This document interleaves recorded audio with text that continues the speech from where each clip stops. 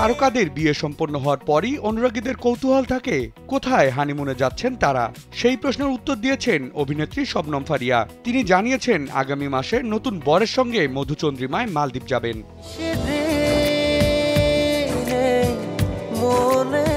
ফারিয়া গত ১৯ সেপ্টেম্বর রাজধানীর মাদানী এভিনিউ মসজিদের আল মুস্তফায় নিকটস্থ আত্মীয় এবং ঘনিষ্ঠ বন্ধুদের উপস্থিতিতে বিয়ে করেছেন। বর তানজিম তৈয়ব রাজশাহীর ছেলে। তিনি অস্ট্রেলিয়ার ইউনিভার্সিটি অব সাউথ ওয়েলস থেকে স্নাতকোত্তর সম্পন্ন করেছেন এবং দেশে একটি শীর্ষস্থানীয় বেসরকারি ব্যাংকে অ্যাসিস্ট্যান্ট ভাইস প্রেসিডেন্ট হিসেবে কর্মরত রয়েছেন।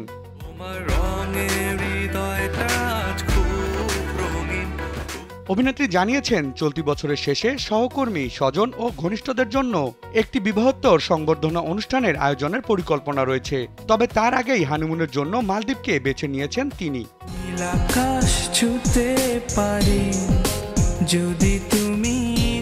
এর আগে হারুনুর রশিদ অপুকে বিয়ে করেছিলেন অভিনেত্রী শবনম ফারিয়া। ২০১৯ সালের ফেব্রুয়ারিতে বিয়ের পর তাদের সংসার টিকে ছিল ১ বছর ৯ মাস।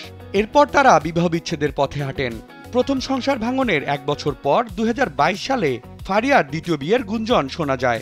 এবার আরও একবার নতুন জীবন শুরু করলেন তিনি।